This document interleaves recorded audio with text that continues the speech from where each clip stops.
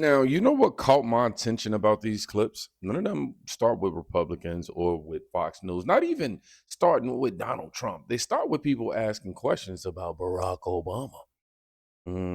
That's different because for years, criticizing Obama, I was guaranteed that everybody would already know what political team you were on before you even finish the sentence. Now, the conversation is coming from places people didn't expect. Media personalities, his hometown, quote unquote, Chicago residents, black voters, even people who spent years defending him are asking different questions than they are used to. And whether you agree with those questions or not isn't even an interesting part. The interesting part is that people aren't avoiding them anymore at all. I just knew that I'm black, therefore I'm a Democrat, and that's all there was to say about it. All I knew was that I was black, and because I was black, that meant I had to be a Democrat. Now, mind you, I didn't even know what a Democrat was. I didn't know what constituted, what made for a Democrat. I just knew that I'm black, therefore I'm a Democrat, and that's all there was to say about it. And therefore, Obama was the best thing that basically happened to America, and anything outside of Obama was racism.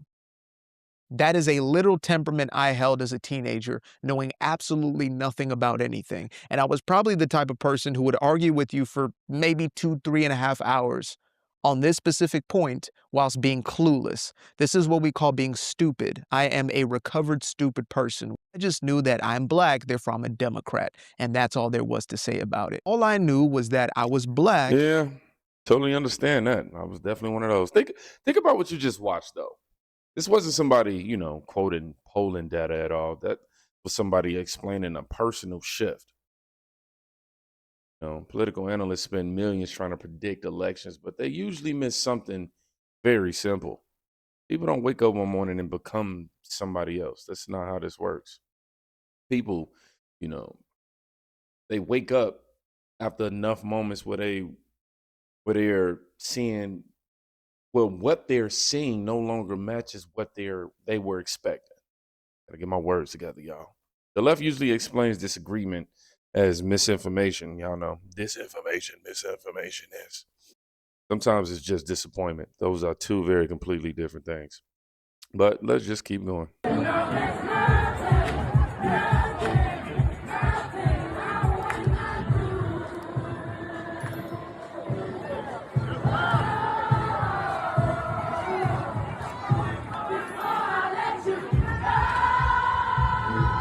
Video alone shows me why nobody respects Black Americans. And we're divided by the people who are awake and can see through the bullshit and the people who are okay with the illusion. As long as you put a nice beat behind it, they willing to go. They willing to go.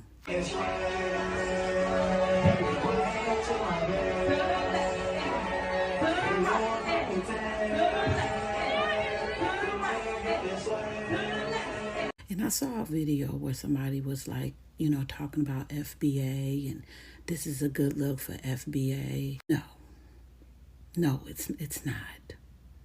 In fact, continuously supporting this man is anti-FBA. He could literally shoot a peacock with broken wings out of his asshole and allow it to piss and shit right on top of the Frederick Douglass, and y'all asses would still stand with him. And y'all just showed us all that you guys are going to continue to vote for these people, no matter what. No matter them saying that you don't know what a laptop is, no matter them continuously putting immigrants and everybody else in front of you, you're going to continue to support this person and this party. Y'all continuously allow them to abuse y'all, to make y'all look like the stupidest group of people in this country. I refuse to be a part of the shenanigans. I don't want nothing to do with it. At this point, everybody can't go. There's no saving. There's no saving the community, guys. It's over. The jig is up because it's way too many of us that have allowed the infiltration to take place and are comfortable with being on the Democrat plantation.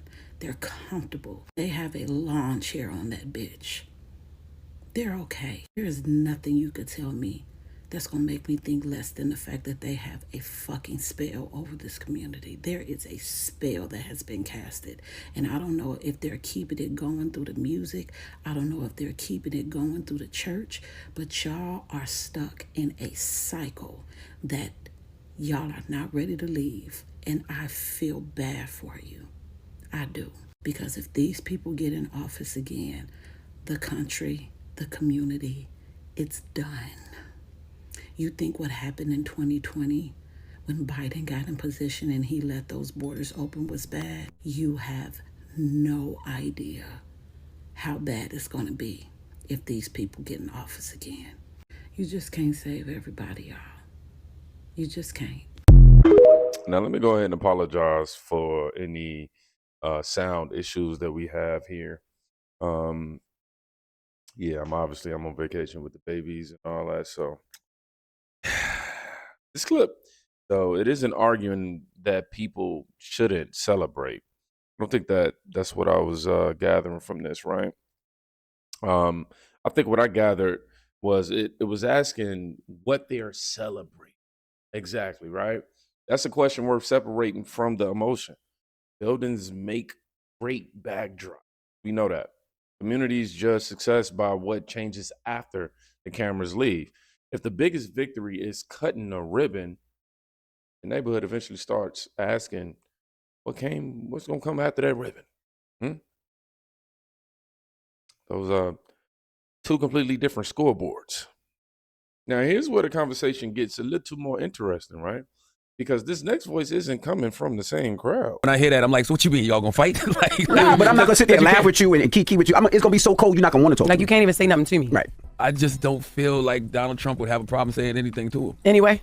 Even if you know. By the way, he's by the way, Donald Trump just looking for a reason to lock up one of his political opponents anyway. Yeah, so all the power is on Trump's side. So I just didn't understand what he meant unless he was talking about the kiki they had at the Carter funeral. But to me, that goes both ways. You kikiing in his face too. Because by the way, Trump been saying wild stuff about you, bro. Crazy about my wife and all that. Your wife. Nah, been saying wild stuff about you and your wife, but you was just right there kikiing with him at the President Carter funeral. So I can say it goes both ways. Don't neither one of y'all be having that energy in each other's face. Yeah, but at least from what we saw. But I'm petty. But the way you talk about me, the way you talk about my wife, the way you talk about everything, nah, it's SMD when you see me. It is. I mean, you like that anyway. That's a good time to you. But that's why the first lady didn't go to the funeral. Yes. Right? Yeah. Because she didn't want to do the fake stuff. Right? So when I heard President Obama say that, I'm like, well, the same thing can be said for you. Don't none of y'all be having that same energy. Like we saw President Biden say, "Welcome home" to Donald Trump. Like so it's just like, what are y'all?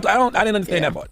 Like that just sounds like something slick to say on the podcast. He don't remember what he be saying. Joe Biden don't be remember what he be saying. Joe Biden. You talking about Obama? Obama sounded like he was. You said Biden said welcome home. I thought you said Biden said welcome home. He said Biden. So he don't remember what he be saying. Biden don't know what you're saying. talking about. You understand what I thought I got it, and then he just confused me. He said Biden said welcome home. I said none of them be keeping that same energy when they see each other. But then I went back to Obama and I said, when I see Obama on all the smoke, I get what you're saying. It just sounded like he was podding. Because don't none of them be having that same energy when they see each other. Not yet.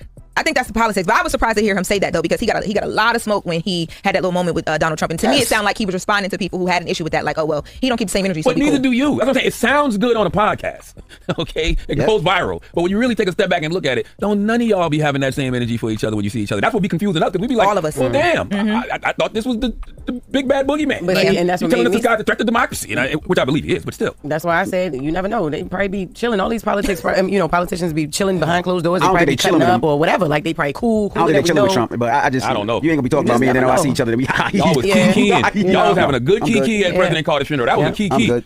Even Kamala looked back and you stopped talking because you know you ain't have no business talking in that church. You get in trouble. Okay.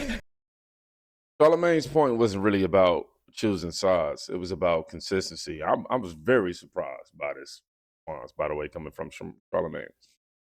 We're not gonna say the other half of his name that he's.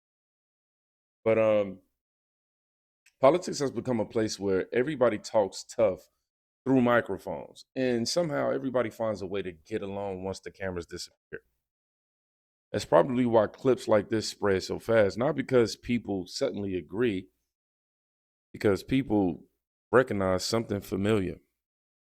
Public performance and private reality don't always introduce themselves to each other.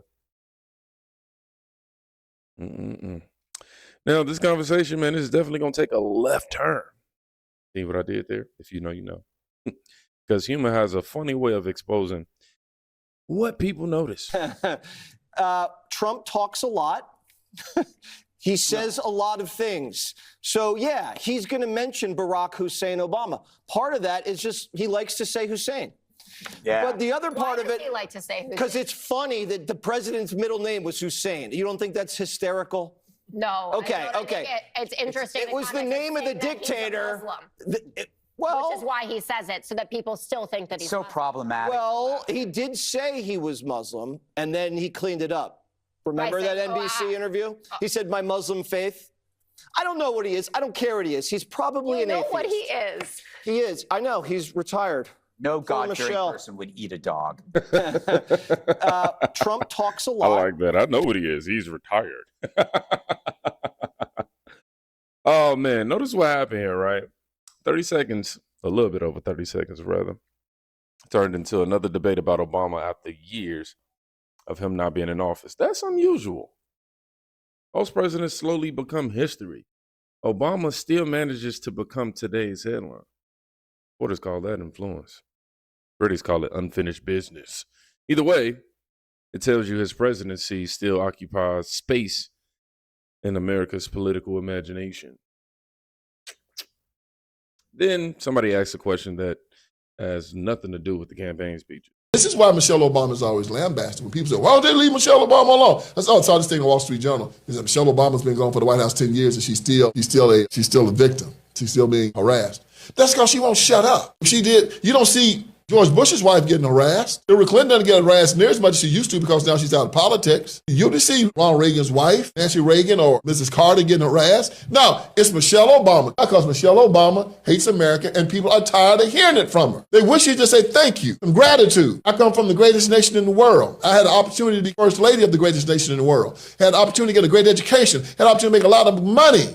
Had the opportunity to do whatever I wanted it to do. Instead, everything out of her mouth is about how bad this country is. What it is, it's a mirror. It's a reflection. It's how bad she is. She and Barack both have rotten spirits in them but people with a million times less have a million times more gratitude. And this is why the Obamas are despised among most Americans because of this attitude. But what it is, y'all, it is a spiritual rot that permeates throughout the Democratic Party. They can never be satisfied. That's right. For whatever reason. You good, son? I just wanted to make sure this was over. But yeah, that's right. Gratitude is one of those things people seem to measure differently. You know, some people think loving your country means to never criticize it. Others think criticism is just part of loving it. Reasonable people can disagree there, but here's the interesting part, I think. Success usually changes what people expect from you. When someone reaches the highest office in the country, writes bestseller books, signs major deals. I think of what else. People naturally expect a different tone than they expected 20 years earlier, is what I'm saying. Now, whether that's fair or unfair, that's just the expectation. Now, we end with the question that's probably generated the most discussions. Not because everybody agrees with it. We know that that's not how that works. Because almost everybody has wondered about it at least once. I think those conservative conversations that Brandon Tatum been having with Stephen A. Smith is starting to rub off on him. He's now coming to terms in the understanding of what the real motives of these politicians are. It is purely about lining their pockets. I'll confess something to y'all. Clinton was a lawyer in Arkansas, grew up poor, relatively broke. How the hell him and the Clinton Foundation is worth hundreds of millions of dollars beats me. They've been doing it for years. Barack Obama was a community organizer who became the president of the United States, and last time I checked, that salary ain't over $450,000 if I remember correctly. I got to double check that. They're going to try to say it was book deals, Stephen A. How the hell you depart from office, you worth over $200 million? Ain't no book deal worth $200 million. It's amazing to me how these politicians go into office and you're sworn to serve the American people. It's called service, but somehow, some way, they always depart exponentially richer than when they arrive. I mean, Stephen A. Smith, it's pretty obvious, man. It's called corruption. I mean, the left has been doing this for years, man. I mean, money laundering schemes, payoffs, kickbacks for deals that they made during office, all paid after they get out of office. And it ain't just the left. And I don't want to hear y'all hollering and scream, oh, man, it's book deals and speaking engagements. Man, the man is worth $200 million. There ain't enough speaking engagements and book deals to equate all the way up to 200 million, man. Stop it. Y'all's Black Messiah and the rest of y'all Democrats, as well as Republicans, are corrupt, and you're taking we the people's money and lining your pockets while selling out our whole entire country. Makes absolutely no sense, man. Money changes every political conversation. Always has. Every administration, every party, every generation. Questions about wealth doesn't automatically prove wrongdoing, but they also don't disappear just because asking them makes people uncomfortable, right? When public servants become extraordinarily wealthy after leaving the office, people are gonna, they're gonna ask how and why and when and where. Nancy Pelosi. You caught that when you caught it. Not because, they already know the answer. It's because they want one. That's the reason why they're coming. That's a different thing. And maybe that's the thread connecting every clip in today's video. Not certainty, curiosity, because for a long time, some public figures felt too protected, too protected to question. Today, more people seem willing to ask anyway. Now, whether those questions lead somewhere meaningful is a separate conversation, but pretending the questions don't exist usually doesn't make them disappear. Food for thought. And I want y'all to let me know what stood out most to y'all. Which clip changed the direction of the conversation for you? And if you enjoyed this and you made it to the end of this video, put Hussein in the comment section. And I'm going to go ahead and apologize today. Tomorrow's videos are technically not going to sound the best in terms of audio quality. He's going to have some audio that goes up, some that goes down, and all everything in between. But it's all part of this process, y'all. Y'all know I'm still rock with y'all and get the news to y'all despite me traveling to a new area. So I'm on vacation. If y'all know what this is, you know. And y'all be safe. Go check on somebody today. You can quite literally be saving their life. Peace.